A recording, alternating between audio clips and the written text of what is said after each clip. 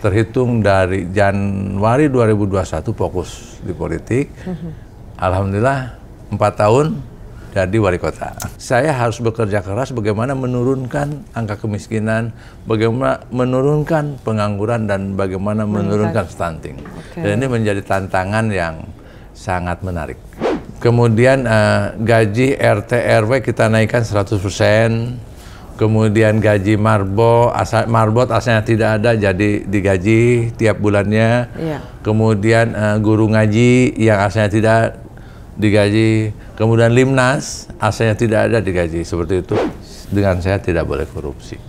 Kalau saya korupsi, saya sendiri yang akan laporkan. Dan mereka sepakat semua. Sepakat semua.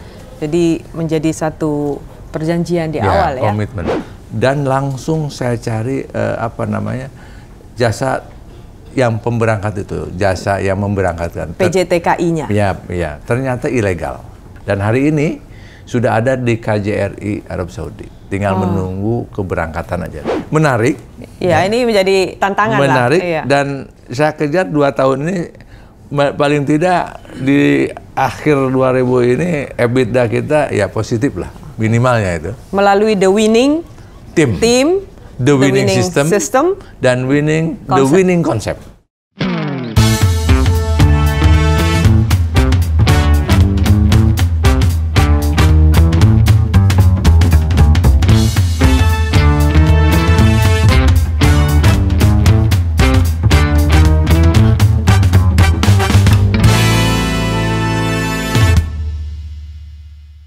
Dari seorang pengusaha menuju pegiat UMKM, kemudian menjadi pegiat pendidikan, kemudian menjadi politisi, dan sekarang wali kota Sukabumi. Assalamualaikum warahmatullahi wabarakatuh. Waalaikumsalam warahmatullahi wabarakatuh. Kak Ayep, bangga sekali saya bisa menghadirkan seorang kepala daerah dan kepala daerah pertama yang hadir di Orator. Kami senang dan berterima kasih. Terima kasih.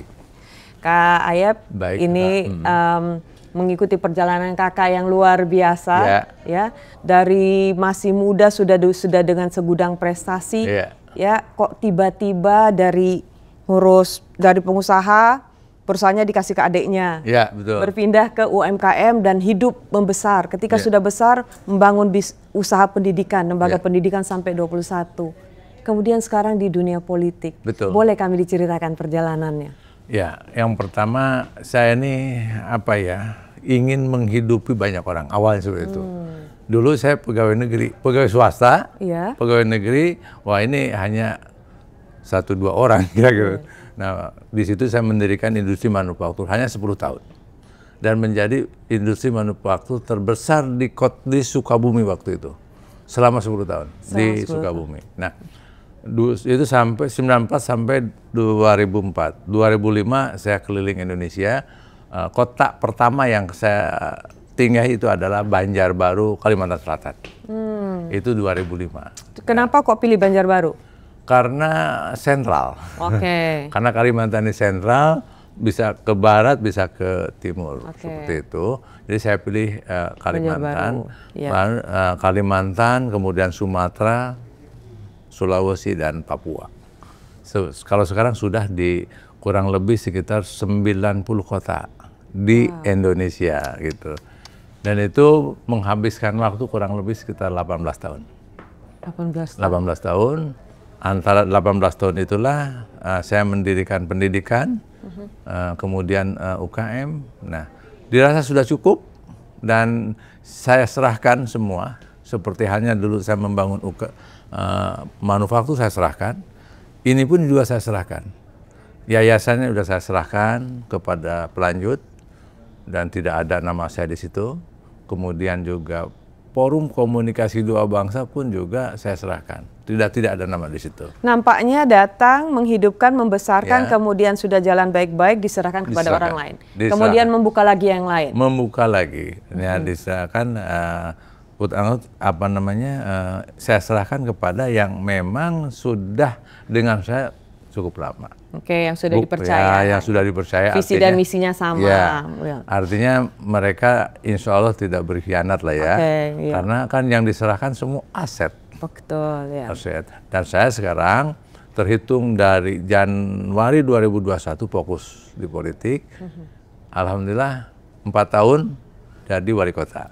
Walaupun 2024 kemarin gagal di legislatif. Jadi sengaja ya sama Allah dirancang demikian.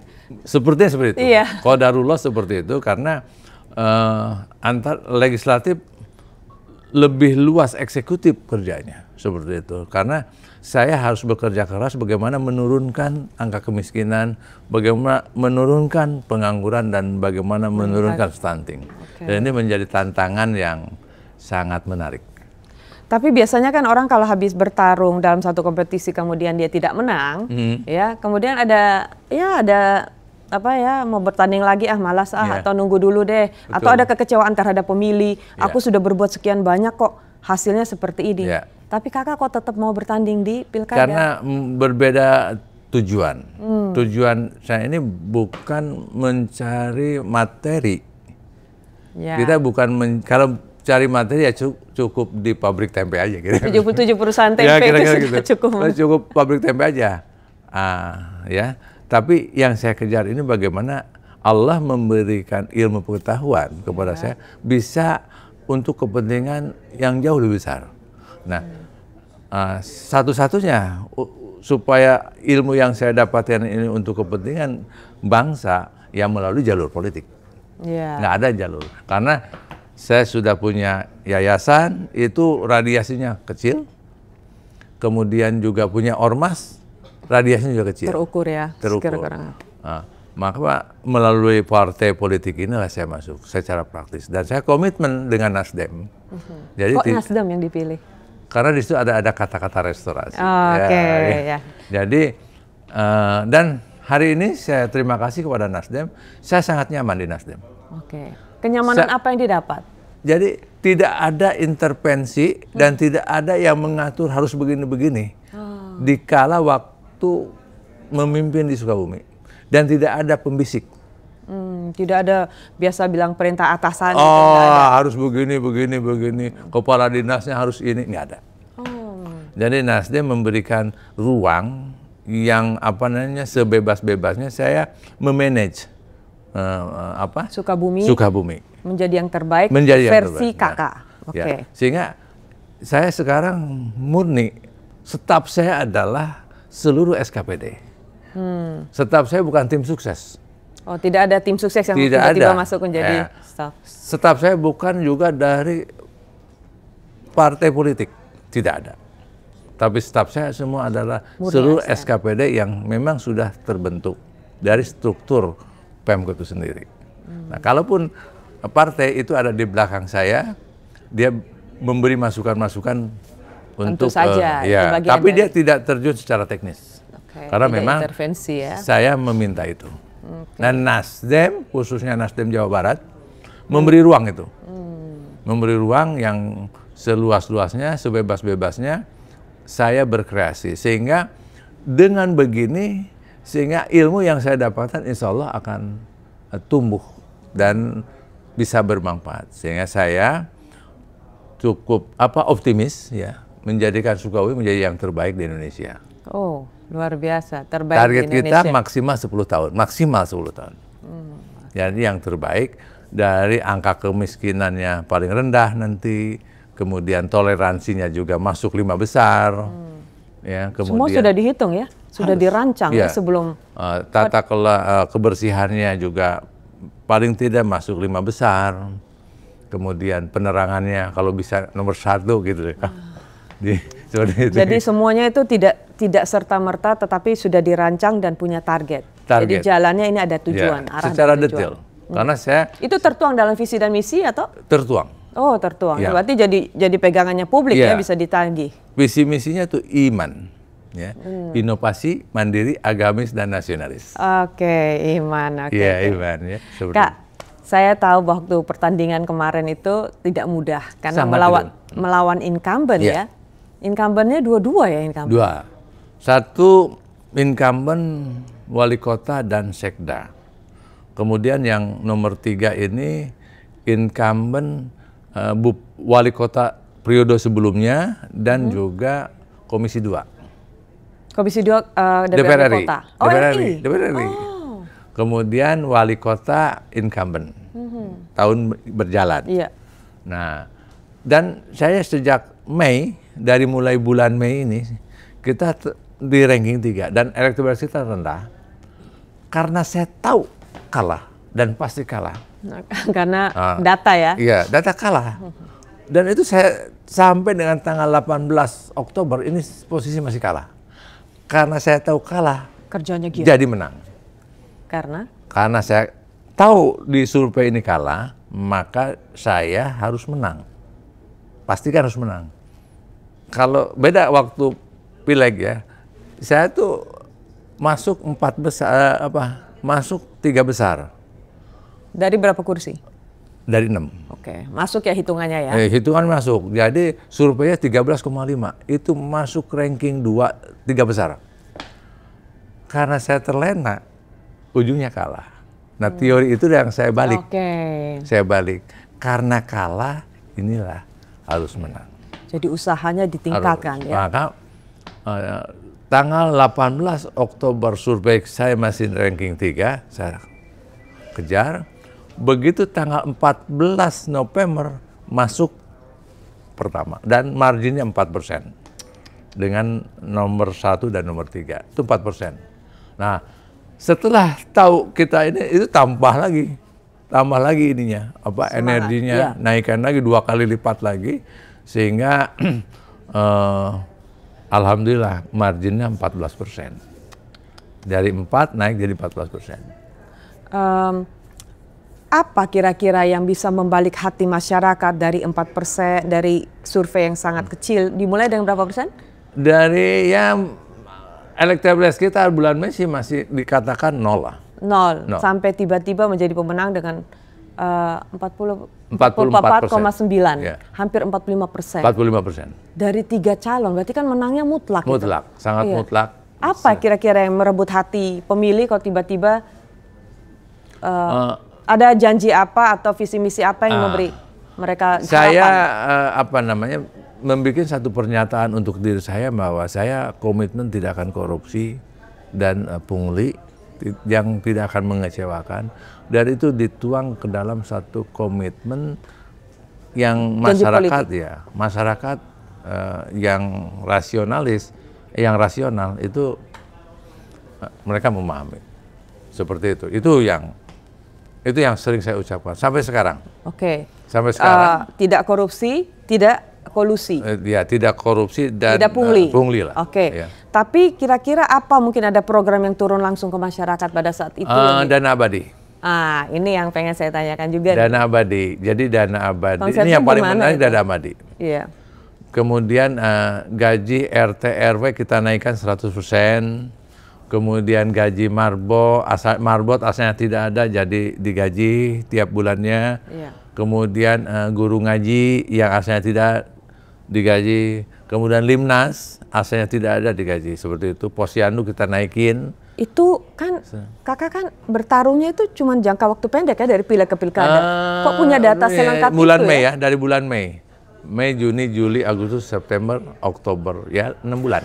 6 bulan mencari data, kemudian mulai membangun satu visi misi. Dari nol. Dari nol.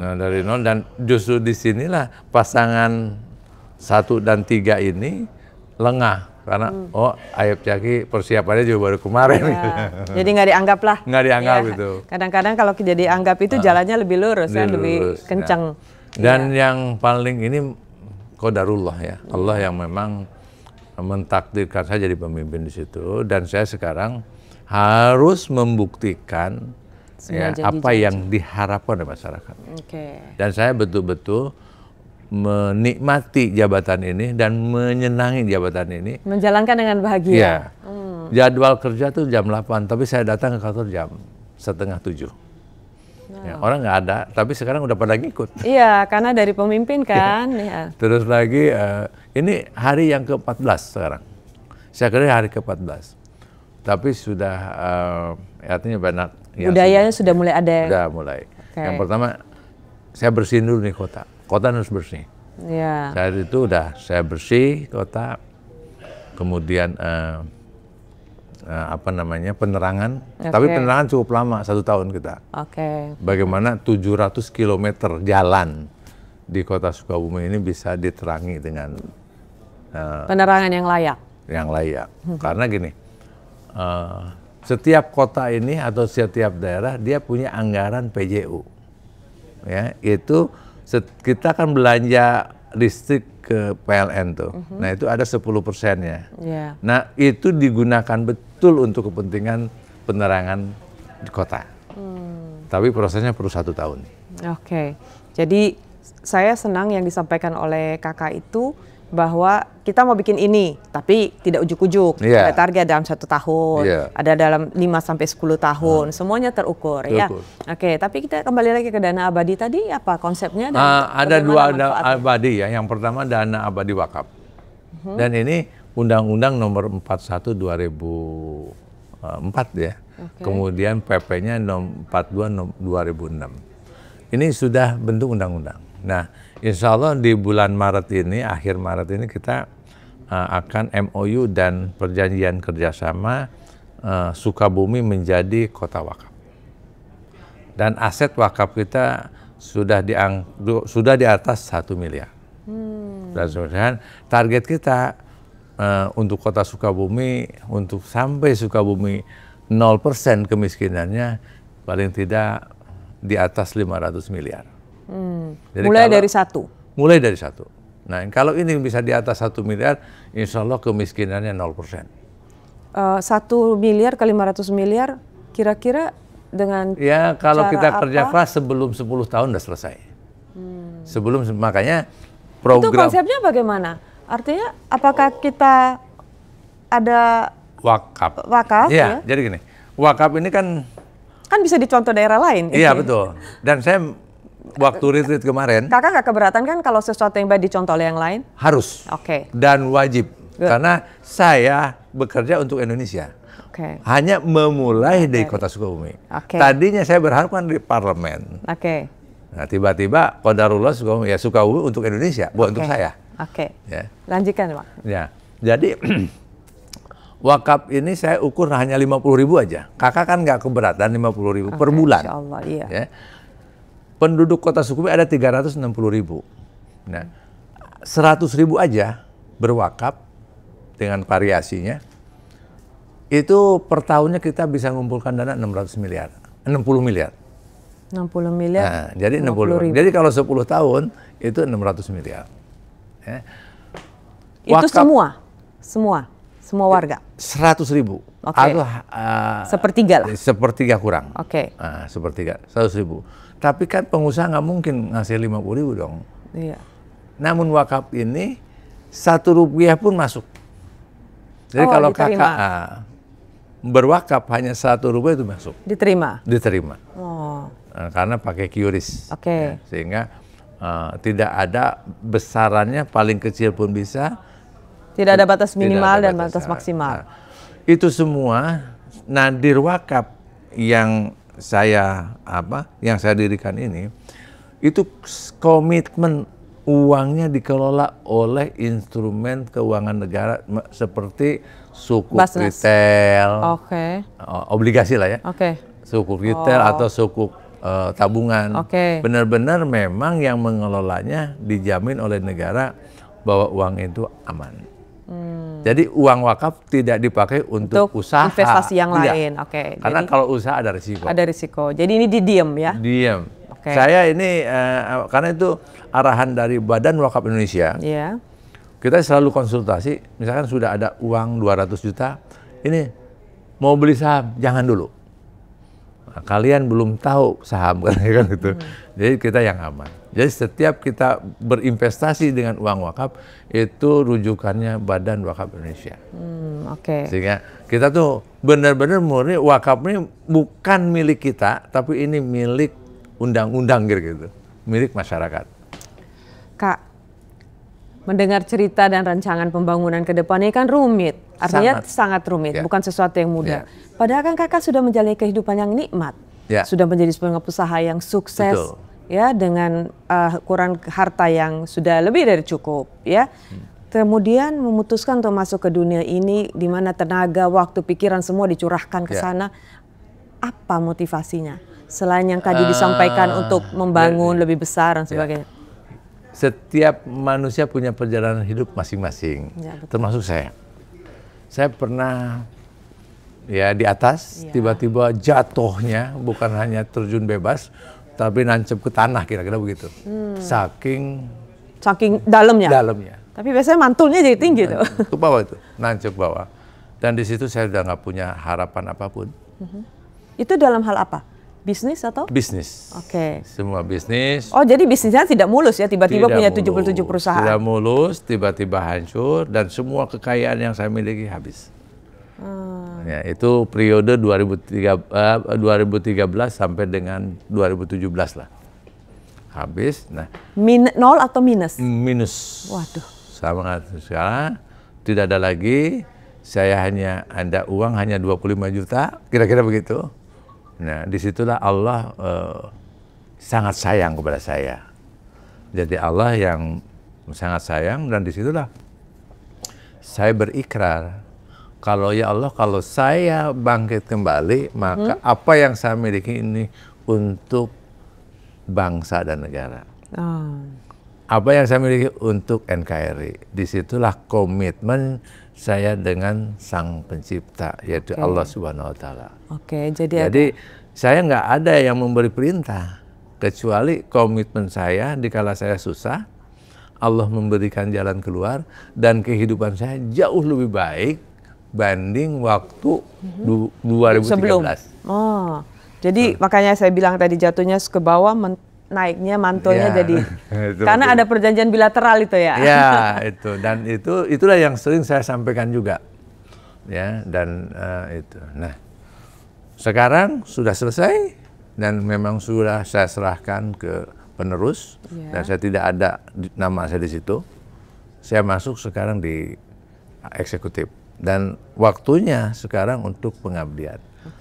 Dan Sukabumi mungkin ini langkah awal aja atau tangga pertama. Nanti ya mudah-mudahan ya, karena saya akan komitmen dengan Nasdem. Saya yakin Nasdem juga akan membawa terbang lebih tinggi kira-kira begitu. Karena bukan untuk saya. Iya, karena negara. Niatnya untuk negara, untuk bangsa, untuk yang luas. Contoh gini, konsep wakaf ini bukan saya yang buat. Yang buat kan pemerintah. 2004 kan? Itu. Saya hanya menjalankan yang dibuat oleh negara, saya jalankan secara jujur dan amanah kira. Begitu kalau ini berhasil, ya tentu saja saya akan membuat yang jauh lebih besar. Karena potensi wakaf, kakak bisa dihitung kalau rakyat Indonesia ngasih 50.000 kali 280.000 kan 140 juta triliun. Itu cukup. Saya kira uang ini bisa dipakai untuk negara. Kalau Prabowo kan ada dana abadi, dana tara ya. Kalau Ayub Jaki dana abadi wakaf. Gitu ya. Jadi artinya setiap fase kehidupan dijalani dan dinikmati. Sangat dinikmati. Jadi karena nggak ada beban, dan saya sampaikan juga kepada semua SKPD, ya, dengan saya tidak boleh korupsi. Kalau saya korupsi, saya sendiri yang akan laporkan. Dan mereka sepakat semua. Semua. Jadi menjadi satu perjanjian di awal ya. Komitmen. Termasuk tim sukses, partai politik. Apapun semua. Boleh memberi masukan, tapi tidak bisa intervensi. Anda jangan menikmati hari ini. Saya punya cita-cita panjang dan tinggi, nanti yang akan menikmati kalian. Tunggulah 5-10 tahun, nggak lama. Merasa terlambat nggak ke dunia politik? Tidak, karena saya tidak punya ilmu pengetahuan kalau tidak ada perjalanan 37 tahun. Jadi apa yang hari ini saya kerjakan itu adalah data yang sudah saya kerjakan puluhan selama tahun. 30 tahun. Jadi kakak, semua daerah kan saya, ini di Melayu seperti ini, Dayak seperti ini, kemudian Papua seperti ini, Makassar seperti ini, ya Banjar seperti ini. Saya tahu karena memang saya keliling. Iya. Jadi ada comparison ya, ya perbandingan. Ini, di Wong Kito seperti ini, kan seperti. Jadi itu semua saya diterima kan. Faktanya kan saya diterima di itu kan ada tuh apa ya, Kalimantan, Batam, Riau, Karibaja. Iya. Kakak tahu Karibaja? Saya pengen ceritanya ini. Karibaja. Jadi itu awal perjuangan 2005 Karibaja. Ini ya yang membuat kakak bisa diterima di mana-mana itu. Kalimantan, Riau dan Batam, Jawa. Jawa. Ini awal itu, dan di situ tidak langsung berhasil kakak. Jadi presentasinya cukup kecil. Jadi dari 100 ini yang ikut terus dengan saya paling 20%. Jadi 80%-nya nggak kuat. Ini program apa ini? Program jadi gini, saya ini kan apa ya, ikut satu yayasan, ya, kemudian yayasan punya program UKM, tapi yang namanya yayasan kadang-kadang kan juga ditentukan oleh pengurusnya. Tiba-tiba di 2029 saya dikeluarkan dari yayasan itu. Dikeluarkan dari yayasan itu, ini kan udah berjalan. Perahu ini udah jalan. Tiba-tiba pilotnya pindah kira-kira gitu. Ya udah saya jalanin aja sendiri. Itu momen 2009 sampai sekarang. Makanya Doa Bangsa lahirnya 2010. Forum Komunikasi Doa Bangsa lahirnya 2015. Nadir Wakaf lahirnya 2023. Banyak banget ya? Iya, jadi itu. Nah, itu sudah saya serahin sekarang di fokus di pemerintahan. Makanya waktu di pertemuan kepala daerah, waktu di Borum, di situ ada ketum Pak Surya Paloh. Kebetulan saya dikasih kesempatan bicara. Saya bicara kepada Pak Ketum, saya mau jalankan undang-undang dan peraturan pemerintah. Mohon Komisi 3 membantu saya. Karena saya mau jalankan undang-undang dan peraturan pemerintah. Karena saya sangat yakin sekali undang-undang dan peraturan pemerintah ini akan mensejahterakan, memakmurkan Republik Indonesia ini. Jadi kakak kini pembicaraan kita ini maju mundur sekarang karena penikmat orator ini ada di mana-mana. Terima kasih. Ya, jadi perlu juga mendengar dan menjadi inspirasi bagi semua. Kan mundur ke belakang nih. Ya. Dari zaman Pak Presiden Soeharto. Ya. Kakak sudah dapat Upakarti. Tahun 97. 97. Terus itu kan pasti masih ganteng-gantengnya tuh, masih muda. Iya. Dan semua televisi meliput saya. Waktu itu sudah ada RCTI ya. RCTI ya, untuk swastanya. Kemudian semua koran waktu itu, Kompas meliput semuanya. Meliput 97 tuh. Meliput semua, dan saya sama wartawan diajak ini terus. Cuman waktu itu kan ketemu juga dengan para menteri, pengusaha dan lain sebagainya. Dan saya waktu itu oleh Astra Motor, itu Bapak mau ngambil apa kerjaan katanya. Ambil aja katanya. Jadi peluang cukup besar. Tapi karena karena kita punya prestasi sehingga dapat privilege lah itu ya. Khusus seperti Mitsubishi ini. Sekarang kan susah cari kerjaan itu. Tapi karena saya belum punya pengalaman, jadi ya ditangkapnya yang kecil-kecil aja. Padahal dikasih yang besar-besar. Tapi Upakarti itu dalam bidang apa? Pengembangan UKM. Karena saya dari sejak dulu selalu ingin berkembang bersama-sama. Dari awal. Tahun 97 sudah bicara UKM ya? UKM. Di mana? Di mana? Di Sukabumi. Di Sukabumi. Kemudian saya seperti kita punya pabrik, tapi kita juga membina UKM. Jadi itu yang ini. Itu yang menjadi perhatian pemerintah, kemudian dapat award itu. Bukan hanya Upakarti, tapi ada 2 penghargaan dari gubernur 2 kali. kemudian juga dari Menteri Perdagangan, dari Menteri Perindustrian. Itu juga dapat. Double gitu. Ya, artinya ya memang waktu itu lagi jaya-jayanya. Seperti itu. Kemudian saya kerja sampai 2004 ya udah cukup. Saya harus mengarungi lagi dunia yang lain. Nah, ikut ke salah satu yayasan yang sekarang yayasan sudah tidak ada. Yayasan, tapi 2009 saya dikeluarkan di yayasan, maka saya membuat yayasan baru. Dan ormas. Itu sampai sekarang berjalan. Tapi itu ormas juga nggak jumlahnya nggak saya tambah karena memang ormasnya lebih ke ekonomi. Gitu. Pengembangan ekonomi. Betul-betul concern pada urusan ekonomi ya? Iya, ekonomi, UKM dan tempe. Sekarang tempe ini udah ekspor ke 8 negara. Wow. Itu. Jadi tempenya ekspor. Kalau sekarang sudah brand-brand tempe udah pada muncul tuh. Asalnya nggak ada tuh. Sekarang udah banyak sekali yang ikut. Merasa tersaingi atau ikut bahagia? Oh tidak, senang. Senang sekali. Ya. Jadi banyak sekali industri-industri tempe yang tumbuh, ya, yang jangan pakai itu merek aja.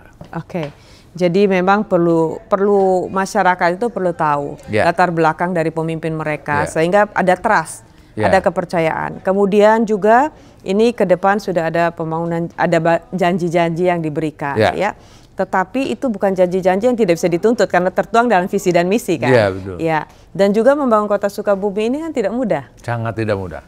Karena Sukabumi Sukabumi ini kota tua, udah 111 tahun. Iya. Ya. Dan BLUD atau Rumah Sakit Bunut ini usianya sudah 105 tahun. Cukup lama. Iya. Tapi dan Sukabumi ini satu kota yang dekat dengan Jakarta, ibu kota. Namun Sukabumi paling tertinggal. Jauh ya? Jauh. Dekat tapi jauh. Jauh. Saya ingat betul waktu di tahun 1978, saya datang ke Tangerang masih ya banyak pohon-pohon lah, ya. Pohon karet segala macam. Ke Bekasi masih banyak pohon rambutan, ke Depok juga sama, pohon karet, pohon rambutan. Tapi sekarang jauh sekali antara Depok dengan kota Sukabumi, Bekasi dengan kota Sukabumi, Tangerang. Itu kita industri semua, jauh. Iya. Ya, tinggal jauh. Nah, inilah menjadi motivasi saya untuk membangun kota Sukabumi yang sangat tertinggal ini harus menjadi yang terbaik. 10 tahun. Ada yang takut sih. Ini udah bilangnya 10 tahun ya, berarti konsepnya 2 periode nih. Ya. Memang pembangunan itu tidak instan, sustainable ya, berkelanjutan. Harus berkelanjutan. Nah, ekosistem wakaf inilah konsep yang super berkelanjutan. Kenapa? Karena tumbuh selamanya. Kalau ini tumbuh selamanya. Jadi ekosistem yang tumbuh selamanya itulah wakaf. Tidak pernah berkurang. Nilainya tidak pernah berkurang, terus tumbuh. Nah, ini yang sangat luar biasa. Makanya saya sangat optimis Sukabumi akan selesai, akan sejahtera, makmur dengan wakaf. Kalau PAD, kalau PAD kan kita naikin lah PAD, karena PAD itu kan untuk belanja. Ini kan kalau dibanding dengan tetangga-tetangganya yang sangat hidup, Sukabumi yang agak ketinggalan, itu apakah memang ada pengaruh culture dari sumber daya manusianya atau? Ya mungkin pemimpin yang tidak memiliki fisik jauh ke depan. Ya. Dan latar belakang pemimpinnya mungkin juga sama ya. Kalau saya kan dari pengusaha jadi inovatif, satset, disiplin. Kalau sudah kita punya keberhasilan tahap 1, maka saya harus naik kepada tahap 2 terus. Nah, ini pengabdian saya terakhir di politik ya. Ya, sampai akhir hayat, dan saya selamanya di politik. Selamanya di Nasdem. Insya Allah. Ya, karena setelah memang tidak banyak orang yang tahu bahwa sesungguhnya ladang terbesar kehidupan itu ada di politik. Betapa mahalnya satu tanda tangan dari kakak bisa mensejahterakan segitu banyak rakyat. Ya, memang tidak banyak yang tahu. Pembelajaran politik itu harus berjenjang dan terus. Ya.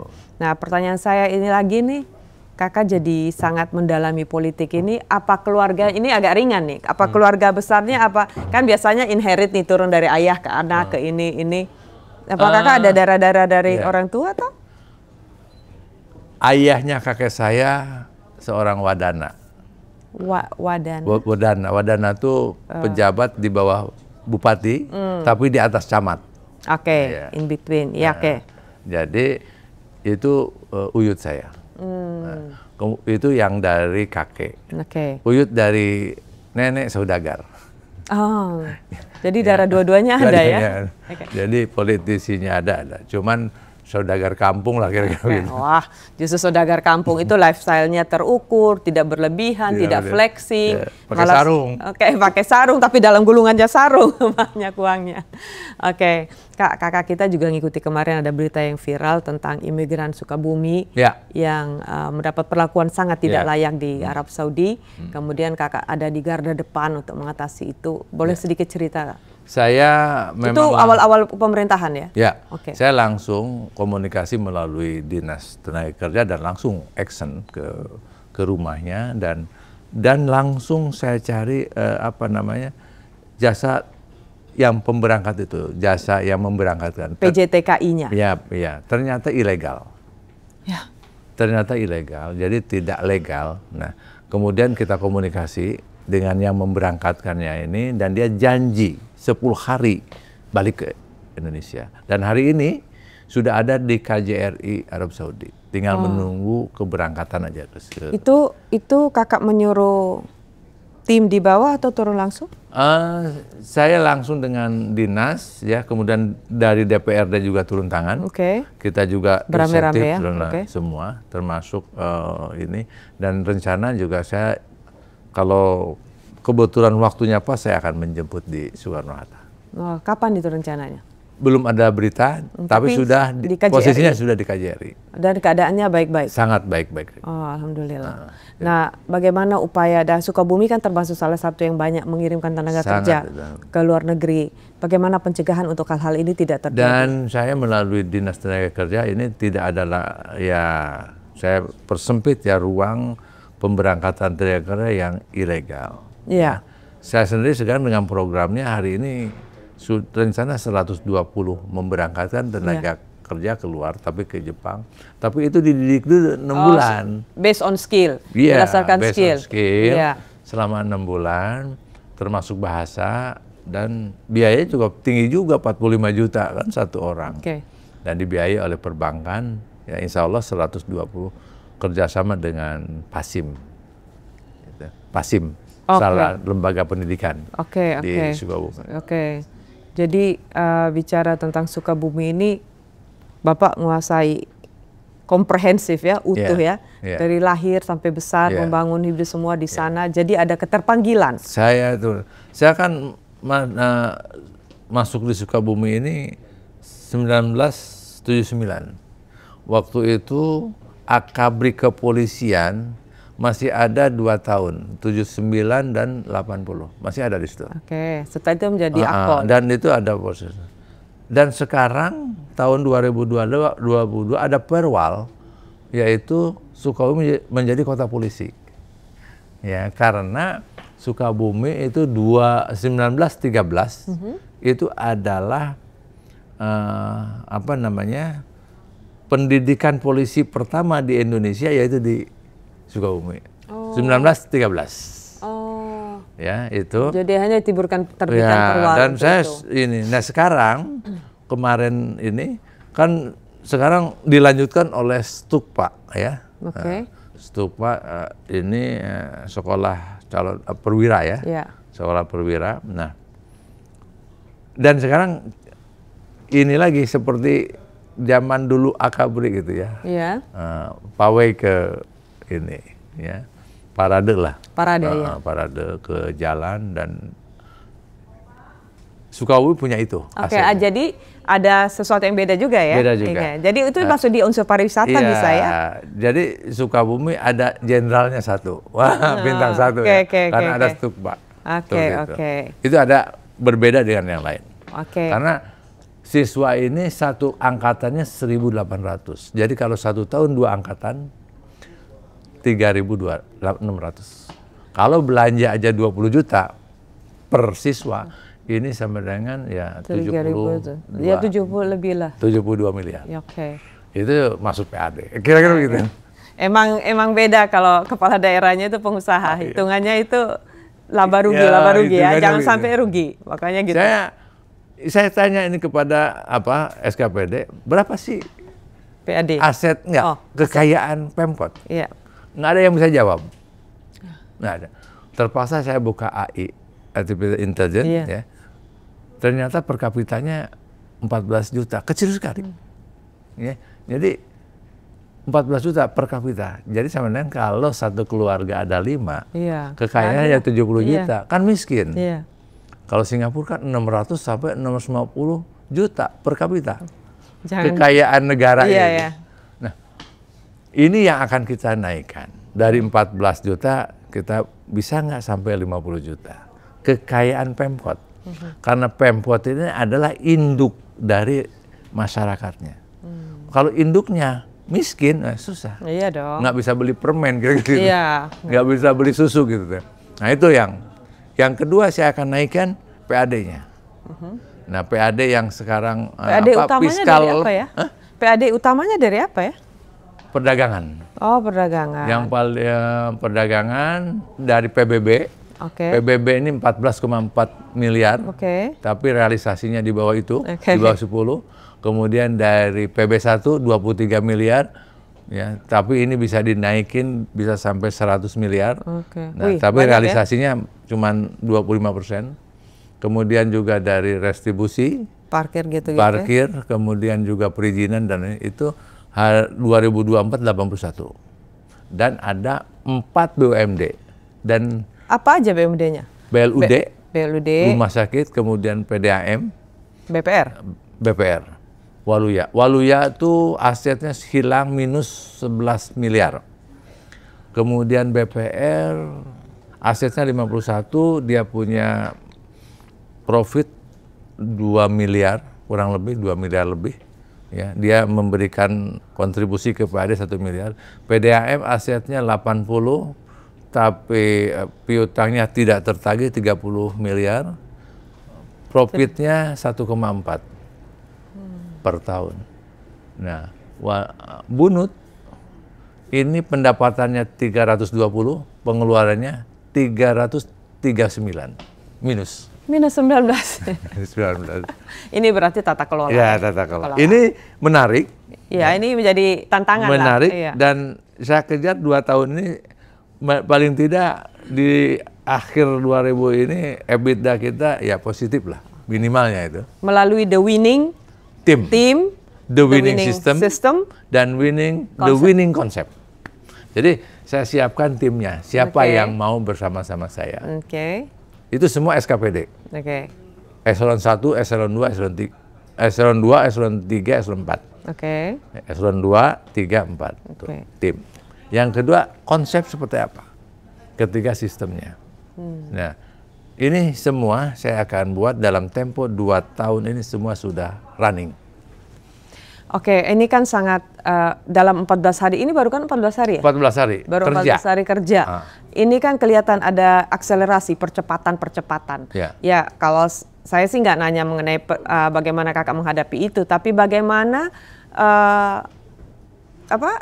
ASN di sana mengimbangi langkah yang cepat ini. Mereka riang gembira dan bahagia. Iya. Kenapa? Karena kepastian keberhasilan ini lebih tergambar. Saya bilang begini, jangan korupsi, jangan pungli. Ini uang masuknya kita jagain supaya masuk. Setelah itu saya akan kontribusikan ke semua SKPD. Kembali lagi. Silakan. Kalian meminta anggaran berapapun sesuai dengan kemampuan saya. Karena uang itu tidak mungkin diambil itu harus dikembalikan kepada semua SKPD dalam bentuk perencanaan kerja. Nah, tapi saya lebih detail lagi, Kakak. Ada yang ngusulin 1 miliar, ya, 1 miliar. Saya nggak mau saya tanya. SKPD maksudnya? Ya, dari SKPD. Belanja ya, belanja barang. Saya tanya, barangnya apa aja? Berapa HPP-nya? Nggak bisa jawab. Nggak bisa jawab. Saya nggak mau tanda tangan. Ya. Bikinnya berdasarkan apa itu ya? Iya, gelondongan begitu.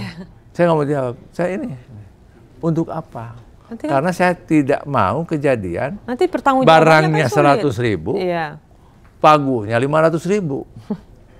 Iya, iya. Nah, saya nggak mau seperti itu. Karena toleransinya gini, dari HPP ini ya harga pokok pendapatan lah ya, yang mendapatkan barang itu 100%. Paling kan naiknya 130 atau 140. 140, 130, 140. Sudah banyak itu. Nah, ya. Yang jangan ini kan naiknya sampai 5 kali lipat gitu. Makanya saya periksa tuh detail, saya kembaliin lagi. Nah, sampai sedetil itu saya. Ada pepatah yang bilang the devil is in the detail. Setan itu di hal-hal kecil itu. Jadi teknisnya itu. Berarti agak mumet juga ya para ASN ini menghadapi wali kota yang sangat teliti ya. Saya dengan pengalaman ini kan semuanya uang rakyat. Ya, harus kembali ke mereka. Saya akan perbaiki bagaimana fiskal ini.